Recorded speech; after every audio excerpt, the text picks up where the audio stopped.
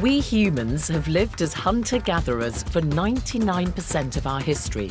But it's during the last 1% of that time, the past 12,000 years, that we've seen the most dramatic transformation in our lives. What triggered the change? Goats, cows, and plants like these. Between 5 and 7,000 BC, we also became pastoralists and farmers, domesticating animals and cultivating crops. We started to form ties beyond those based merely on kinship. We developed a more varied lifestyle, which in time led to urban centres and great civilizations.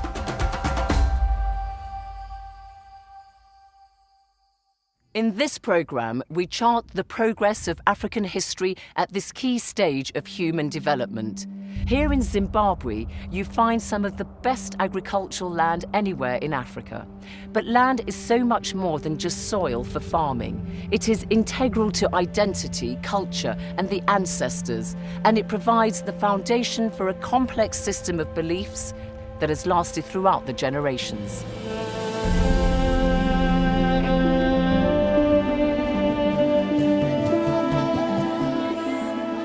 We also see how the wealth of archaeological evidence, oral tradition, songs, dance, and art all help us to understand and document earlier African history.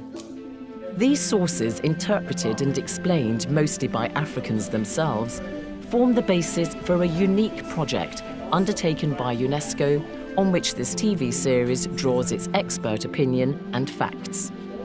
UNESCO succeeded and managed to mobilize around 350 historian, experts, other specialists to really rewrite and to change the perspective on African history. The result is the General History of Africa, a series of volumes compiled by experts under the supervision of UNESCO.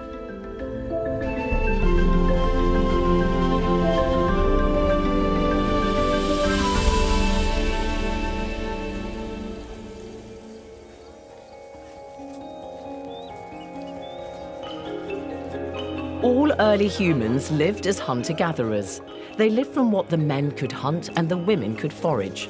It was the women who provided most of the food because wild berries, fruits and nuts were a much more reliable source of food than hunting animals. So people moved around to where they knew they would find food.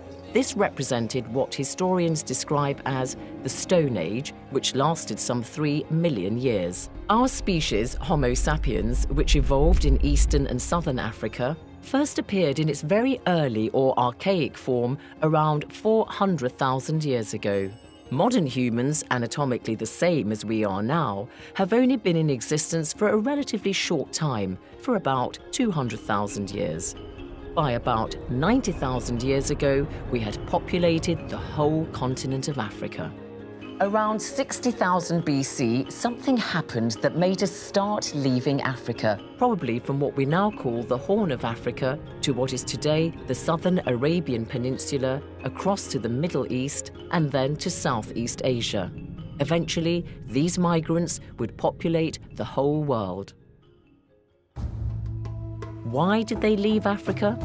Well, the population of the continent came under threat from climate change.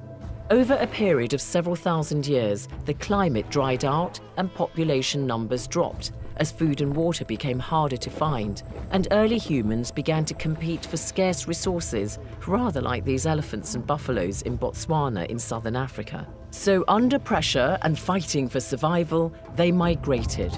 At this point in our history, human beings were all dark-skinned.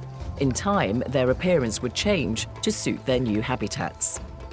As far as we know, as the genome is unraveled, the skin color in terms of the lighter version and the blue eyes and the sort of characteristics of the Caucasian is a very recent development, and the switch seems to have occurred between 8 and 10,000 years. So would that be about the time frame we were all black till 20,000 years ago? I think it's highly probable that we were, but until you find the skin, you've got to be careful that you may be mistakes in the genetic interpretation. But the likelihood of all people being dark-skinned up until very recently is the strongest case at the moment. But what we're examining in this programme is the history of those people who remained in Africa. What was the pattern of their development?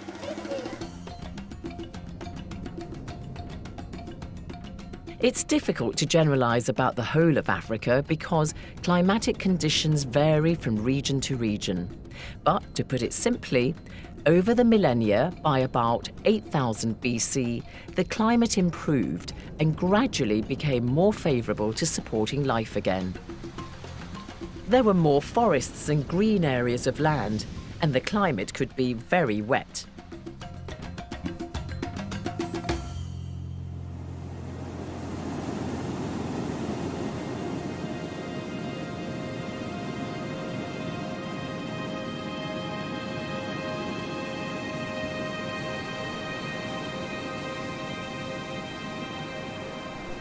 The Victoria Falls here in Zimbabwe, surely one of the most iconic and best known images of Africa.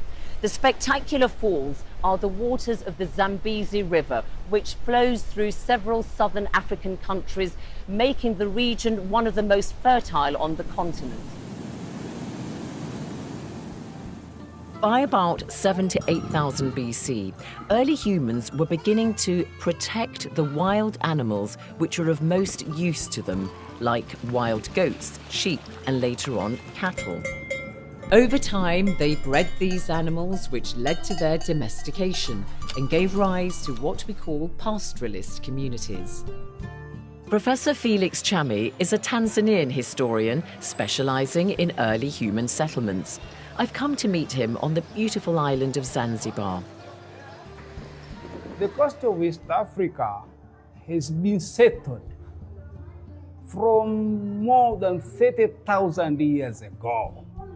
We found remains of culture which is of people who are hunter-gatherers. Actually, they are hunting animals such as a giraffe, animals such as antelopes, all the animals which is in Serengeti today, they were already in Zanzibar here. From the Stone Age tradition, we come to another tradition known as Mesolithic. The Mesolithic tradition comes in at the time when there was a lot of flooding, a lot of water. And here, people are eating a lot of marine creatures, a lot of aquatic animals, but they are still hunting. There was a bridge between mainland Tanzania and today Unguja, Zanzibar. So it seems like the people of Stone Age did actually cross the bridge from the mainland to Unguja. Unguja is the old name for Zanzibar. Exactly. And even today, we still use it. But by the time of Neolithic, starting from about 6,000 years ago, we are having cattle being brought to the islands. We are having chicken being brought maybe from Southeast Asia.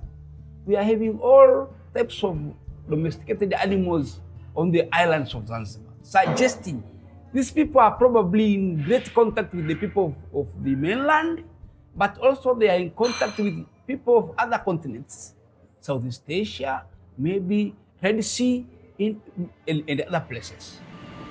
Today, you have to travel by ferry from Zanzibar to the mainland of Tanzania, which is where I'm going to find out more about how pastoralists lived in ancient times. The Rift Valley, which encompasses much of East Africa, including parts of Ethiopia, Kenya, and Tanzania, has some of the best evidence of how early humans lived. There are many traces of pastoralism throughout the region. We know that from the overwhelming number of goat and cattle remains found here. And when it comes to people, few better depict the link between humans and their cattle than the Maasai.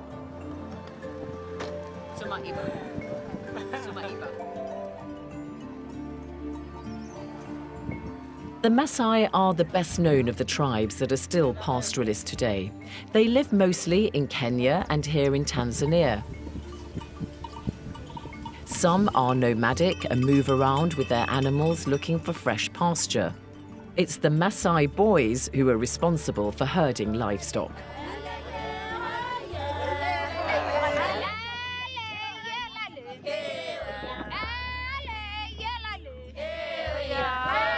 The Maasai take their name from the language they speak, Ma. They get all their basic needs from cattle: meat, milk, blood, hides, and dung for building materials. Kinama Marite is a local Maasai guide. No cattle in Maasai societies, no life, because they depend in everything. It's the money, it is house, because we use the cow dungs to make our houses, and also it's our part of our food. It's everything in the Maasai people. Give us some examples then of why cattle is so important to the Maasai people. Food. They can have blood, they can have meat, they can have milk. This means no milk, no meat, no Maasai people. So it is very important for them to have cattle. What do you do with the blood? I hear it's also a cure for a hangover when the men have been drinking too much alcohol. Yeah, the blood is containing a lot of protein. It's very good for the Maasai warriors because the warriors are the soldiers and their security in the societies. So they can have the blood to be strong enough. It's not for the old people in the societies they can have the blood, but it is very good for the Maasai warriors. Have you taken cattle blood? Many times. And does it make you feel better? Sure. The Serengeti in northern Tanzania has some of the most beautiful animals on Earth. But the animals are also wild. So to keep them away from their huts, the Maasai put up fences made of acacia thorns around their settlements. This also means they can protect their herds from the wild. Once animals like these relied on humans for protection, we say they had become domesticated.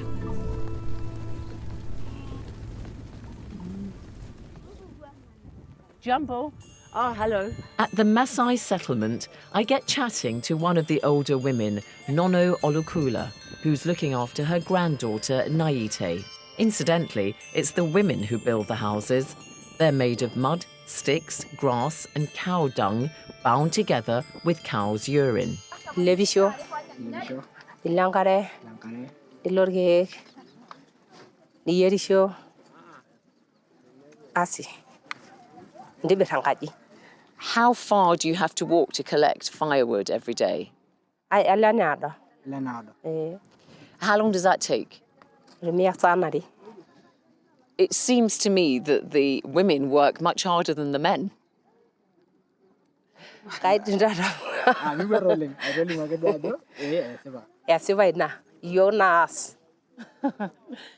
All the while, as Nono talks to me, she shields her little granddaughter from the strong sunlight. Then she invites me inside her hut. Thank you. I see the firewood, and then there are two sleeping areas. So who sleeps on this side and who sleeps on that side?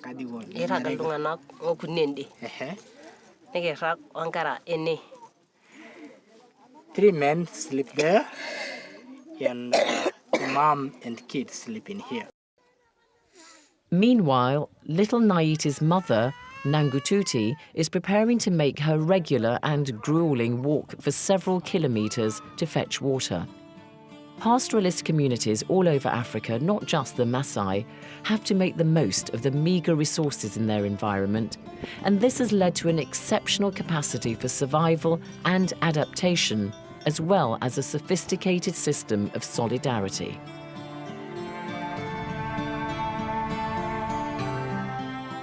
For more on early pastoralists in Africa, I meet Professor Bebe, a Zimbabwean historian who contributed to the General History of Africa volumes. What we should always remember is that for a very, very long time and for many centuries, domestic animals were not owned by the entire society. The very powerful ones emerged who were able to organize groups of men into soldiers and so on for the purposes of, first of all, herding, and secondly, for the purposes of raiding cattle from other communities in order to accumulate the desire to accumulate wealth by those powerful individuals is the one that brings about the creation of chiefs and the hereditary system within society. Because then once this powerful individual has accumulated that wealth, he strives to keep it within the family. And how does he do that? By so many ways. First, by creating an army for himself, and secondly, through marriages and so on. In this region, if you have cattle, you are a very rich person. Very rich person. Even today, I do have cattle. And I'm very proud of owning cattle. So are you rich and powerful then? No. Thank you. No. I'm not powerful, but I'm rich. Glad to hear it. We know that at the same time that Africans began to herd animals, they also began to cultivate crops at around 6,000 to 7,000 BC. Right across Africa, people began to live from farming.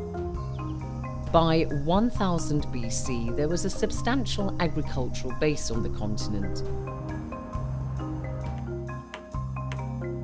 People began to build permanent shelters for themselves and planted the strongest seeds. When those plants could no longer grow wild without human cultivation, the plant was described as having become domesticated, and that is the start of farming. Paleontology, with its rich field of sub-disciplines like paleobotany and palynology, which is the study of pollen grains and other spores, help us to unlock a great deal of knowledge about our past. Palynologists can help tell us where conditions were wet enough to provide our human ancestors with food and help us work out what they might have had for breakfast.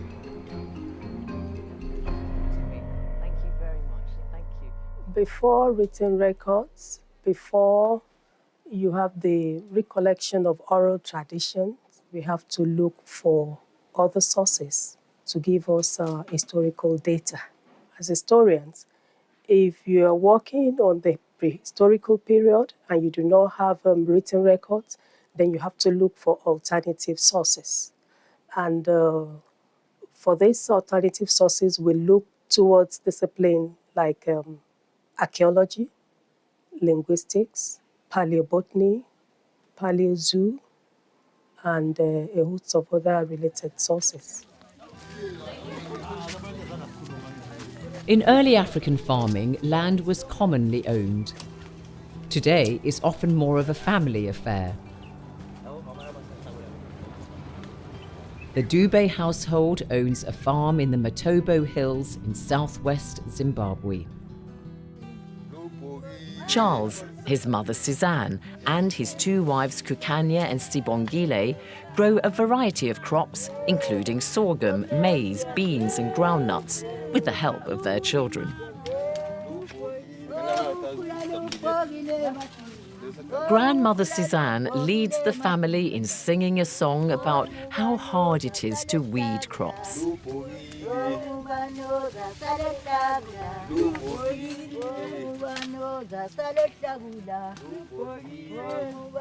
Oh, she wails, who will do this back-breaking work when I'm no longer here?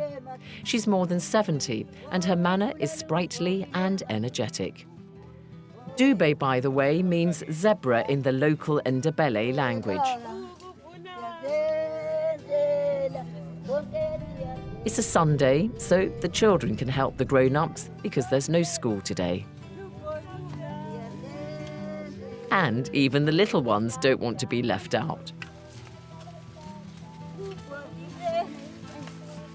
After a long day in the field, the family head back home. They've worked up an appetite, so the women prepare a meal with some of their homegrown produce.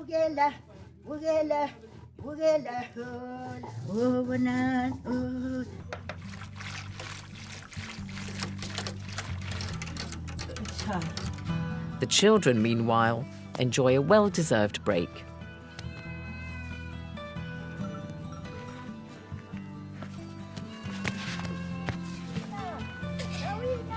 And their father Charles brings the goats back into the family compound.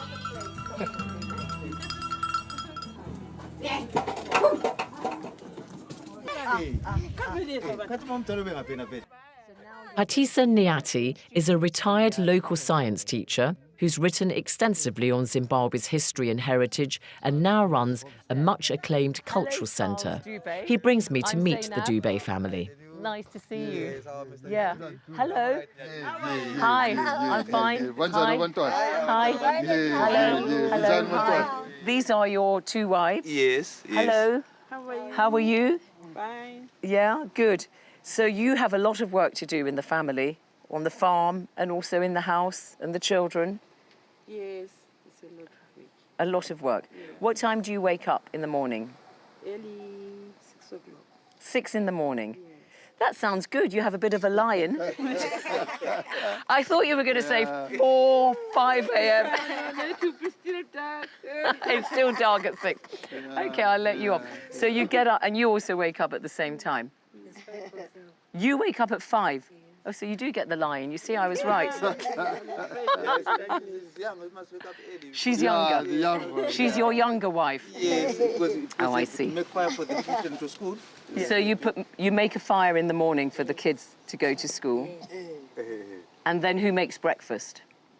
She's the one. She's the one who does the breakfast. Younger than me. Aha. Does she make you breakfast too? Yes. That's nice. And what about you, Suzanne?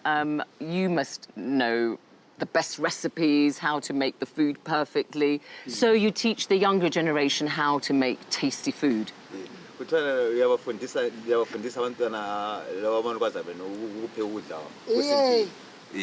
She says yes, she teaches them how to make a nice recipe. All right, good.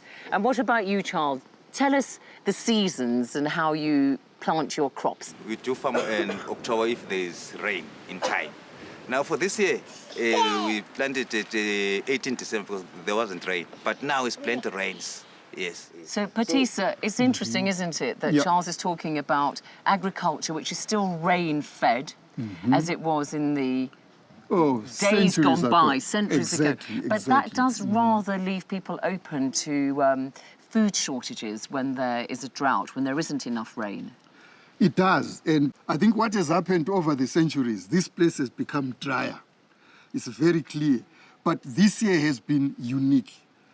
But again, because some farmers do not apply fertilizer or cattle manure, then when there's too much rain, it's disaster again. Right. Because there's waterlogging and their crops start yellowing. So the crops become waterlogged. So too much rain is no good. Disaster. And too little rain is disaster no good. again. You want a happy medium. But this kind of farming is very labour intensive. It is. It means you have no economies of scale. No. Again, that's how farming has been conducted throughout the centuries in Africa. That's right, that's right. It is labour intensive, yes. All that talk of rain with Charles, and the rain has come down and as we speak. And the rain has come. Well, I think because the rain's quite heavy, we should let these good people, the Dube family, get back into their shelter. And I'm sure it's time for everybody to have their supper. Meal. Yes. Okay. Evening Thank you meal. so much. Yeah. Goodbye. Goodbye. Goodbye. Bye-bye.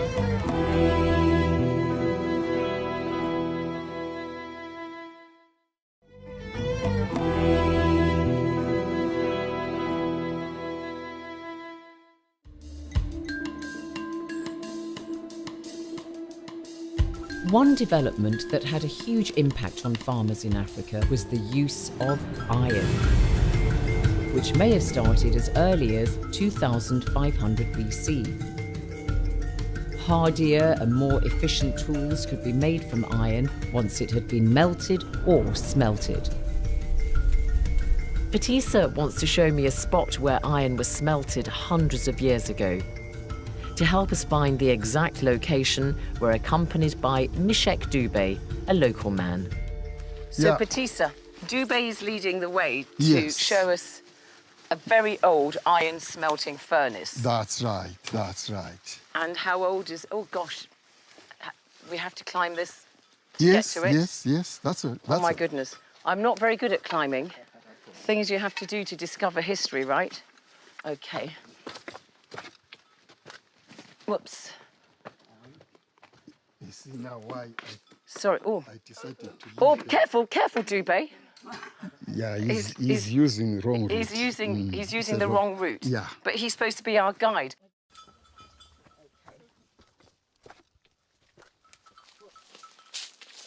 So this is it. This is it. This is the furnace, yes, smelting So furnace. what would they do to smelt the iron? There are two ingredients that are critical, because this is a chemical reaction. It must be iron ore, hematite, and carbon Right. from burnt wood. So you'd get the carbon from trees from the... Not The from trees around trees, here? a particular tree, which when it burns, it does not produce ash. So there would have been furnaces like this all over All over. the continent. And there are many of them, many of them. And then they would take the iron that's been melted by then and then use it to fashion into objects. Whatever implements like, for example. Right, this is a type of hoe.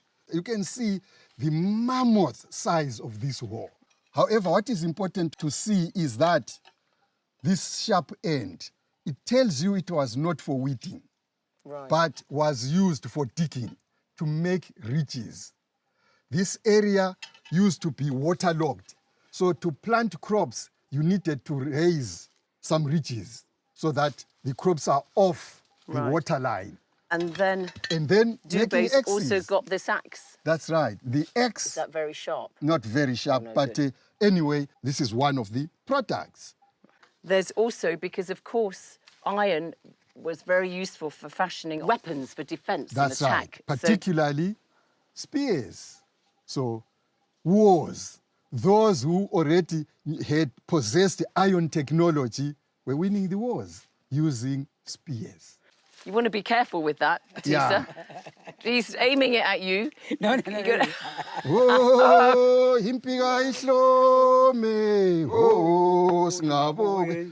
Oh, nasika ihlome bo, oh, singaboke. Okwenzani emhlabeni thina? Oh, nasi, hayi impika ihlome, oh, singaboke wenzani. This is Ndebele war song.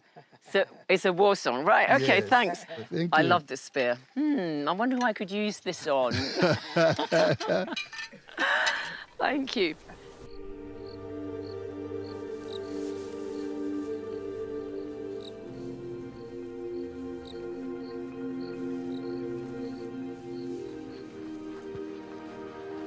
One of the best examples of how the Iron Age brought progress right across Africa is here at this site of Great Zimbabwe in the center of the country.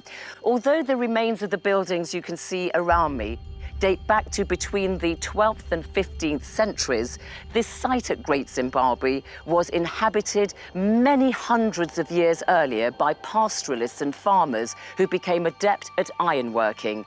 And it was they who laid the foundations for the great civilization that was based here.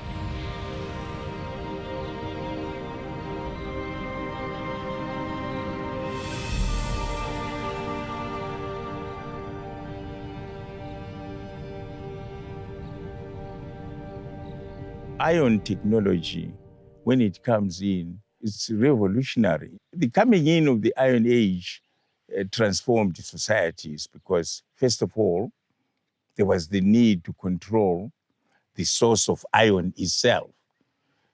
And then secondly, there was need to control the people who were experts. Not everybody could make iron or could make forges and so on. They were experts. The smiths were really specialists.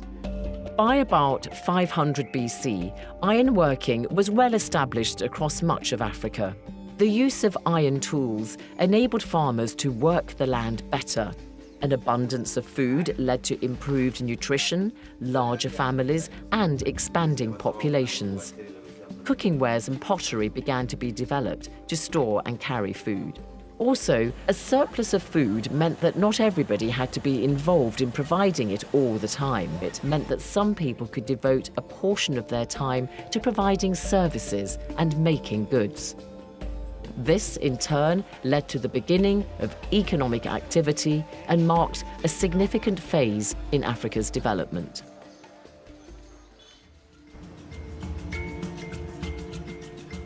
Iron was a metal that could be fashioned into ornaments. These were valuable goods that were status symbols, and they could be bartered for other goods.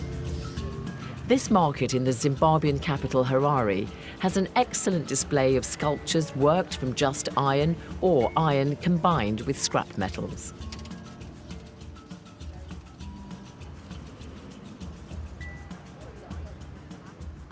Hello. Hi. Hello, how are you? I'm Good morning, Zeinab. How are you? I'm Alan. Hello, Alan. Nice to meet you. Sorry to disturb you from your work. It's okay, madam. Are these sculptures, these iron sculptures, your work? Yeah, it's my work. Yes. So typically, how long would it take you to make a sculpture? 2, 3, 4 days. 2 to 3, maybe 4 days if it's 4 bigger. days, yes. That sounds like a lot of hard work. How do you actually put the metal together? We weld it. You weld it? Yes. How do you stop the iron from rusting? We used clear varnish. Clear varnish. Yes. Oh yes, of course you can see the sheen on them. Yes. So which is your favourite piece? It's chicken. You like the chicken? Yeah, it's because you like eggs for breakfast. I like eggs for breakfast. And what do people who come shopping here, what are the best-selling figures? The best-selling figures, especially this cock. Really? Why do they like it? Does it have some cultural significance? It is an alarm. Every hour it rings the bell. Yeah. Wakes you up? Yeah, wakes you up. Do that again.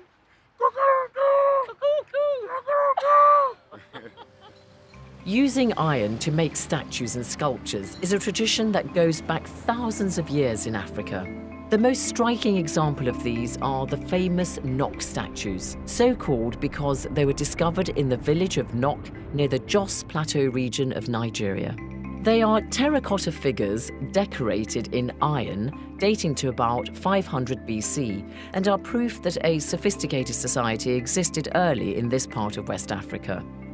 The Nok culture, which probably ended about 200 AD, is believed to have been an early centre of ironworking in Africa. There's also archaeological evidence of iron cultures in other parts of West Africa. In the northwest of Senegal, not far from St. Louis on the Senegal River, in grassy farmland off the beaten track, you come to a hilly area which is actually an Iron Age site. And if I weren't with the leading Senegalese archaeologist, Professor Hamadi Bokum, I might never have found it. I've come to Rao, about 220 kilometres north of the capital, Dakar, to tell you about these ancient burial mounds. I've counted about 7 in the vicinity, but in total there are about 10,000 of these burial mounds, also known as tumulus or tumuli. And buried beneath me, it's believed, would have been people of high birth, nobles, warriors, and they were buried along with their artifacts and ornate jewellery. And you know, this is clear evidence that centuries ago there were civilizations that flourished in this part of West Africa. The earliest tumulus is about 100 years BC, and the latest one is about 1500 AD. Ils sont funéraires au sens vraiment premier du terme. Ce sont des ensembles clos, c'est-à-dire des personnages plus ou moins importants de la société sont décédés. Il y a le dépôt de la personne décédée avec éventuellement des personnes sacrifiées pour l'accompagner, des animaux aussi sacrifiés et surtout il y a tout le mobilier funéraire qui accompagne la personne décédée. Ce mobilier il est très variable, c'est des ustensiles de tous les jours, c'est aussi des armes ou alors des objets de parure faits dans différents matériaux qui peuvent être de l'or, de l'argent, du cuivre ou aussi du fer, ou les alliages de tous ces métaux à la fois. Back in Zimbabwe, you can see the treasured artifacts of modern life. Mobile phones, for instance, and how many of us love talking on those. Of course, it's we humans alone who have the power of speech, through which we convey meaning, thoughts and feelings. But spoken language is also critical to understanding and documenting Africa's history. To find out what happened in the past, historians draw on the continent's great oral tradition. Zimbabwean cultural expert Patisa Nyati has invited a friend of his, Musa Dungeni, a retired headmistress, for me to meet at his home in Bulawayo. She not only comes from a long line of storytellers, but is also descended from a famous 19th century king who fought against European colonizers. Would tell stories about animals and people, the purpose being that we want them to be entertained. We want them to learn their history, and we want to teach them morals, good morals. Yes, we do communicate our history. I think it's important to point out that when a community is illiterate, this is not to say it does not document. All communities document their history, they document their wants, their fears, their morals, their critical values. All these must be recorded, and indeed they do record. Were they just stories, or was there also poetry or songs? Usually, when you tell a story, there is a song like Saspegana untelecha wavutwa mina ngasila.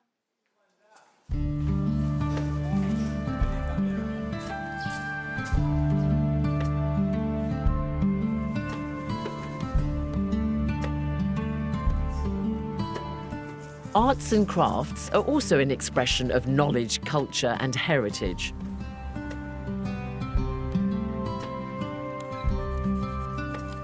The textiles on display at this craft market in the Matobo Hills in Zimbabwe are typical of African prints, distinctive for their bold and colourful designs. This man proudly displays his batiks. They're cotton prints with the patterns applied using a waxing technique.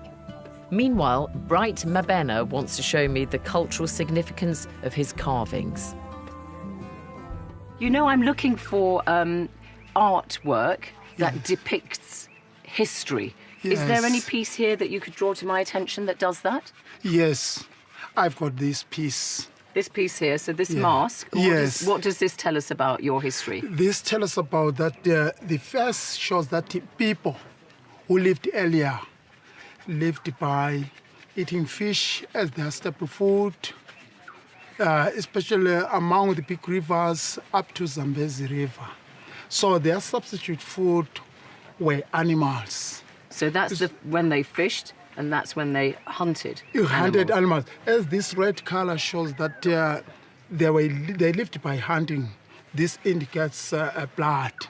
Oh, so the red strip there is a symbol of blood. Symbol of blood. Oh, interesting. Now, because people have been taught about keeping bushes and animals safe. Protecting wildlife. Protecting wildlife. They are no longer hunting these animals. Instead, they are keeping them safely in the parks and some forests.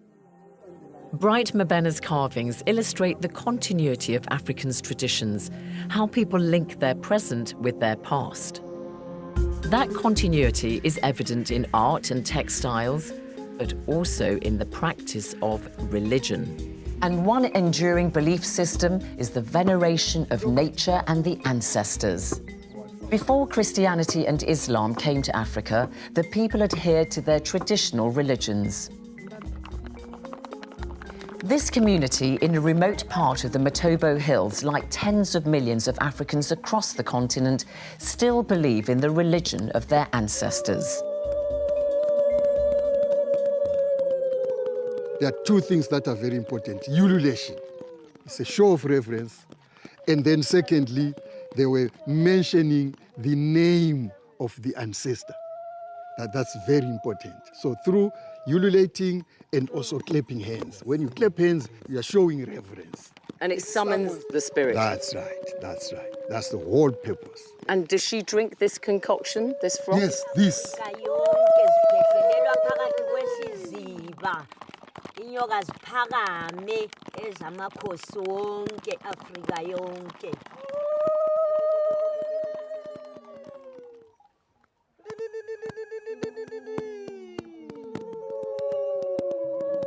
Thank you very much indeed for showing that. Thank you. Thank you. You're going to help me get up. I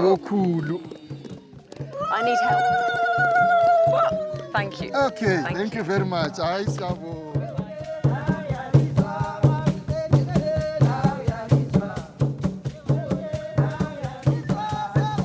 Dance and song are also a way of expressing heritage and tradition and relaying information from one generation to the next. These women in Amagugu, just outside Bulawayo in Matabeleland, are performing a rain dance. The first thing that we need to know is that music and dance are art forms. And an art is expressive.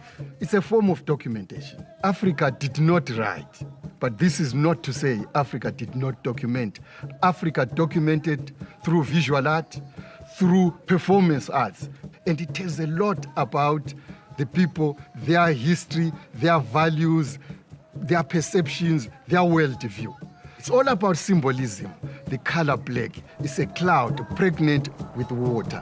And then the way this leg rattles, that is when now it's raining. Cha, cha, cha, cha, cha, cha, cha, cha. It's already raining. The drums, the sound from the drum. And then it's going boom, boom. That's thunder.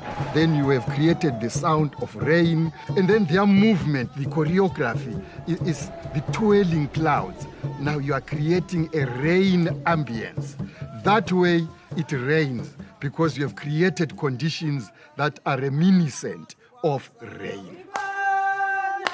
Do you honestly believe that a dance can make the kind of formations that you talk about that we need for rain? Yes, I'll tell you one critical problem with this world. There are people who think we can understand this world through the eyes of one culture. I don't believe that one. This world is too complex to be understood, interpreted by one culture. But what has happened is there are cultures that think they are superior to others. And their view of this world is the view. This has been the problem. So science... Which culture are you talking about there? It's Western culture, obviously. I have the advantage of understanding culture, understanding science, and I'm grateful that I did science. So when I look at a dance, I understand it better. And I have argued that you are not going to understand the African phenomena if you don't understand science. Because our dances, the whole culture is inspired by the cosmos. And the cosmos are characterized by rhythm, seasonality, periodicity. That's what characterizes our culture. So there are many layers when you look at a music, at a performance. The history is the people's culture, it's the people's heritage, their values, it's everything.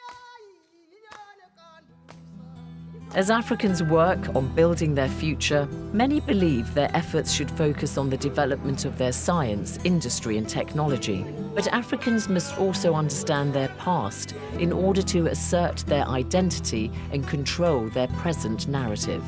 Everybody, young and old, African and non-African, should understand that Africa's history, heritage and tradition should be celebrated. It is part of our global story. In the next program, we see how once Africans began to live in permanent communities, they embarked on building some of the world's greatest urban settlements, like that of ancient Egypt, the best known and most glittering of Africa's civilizations.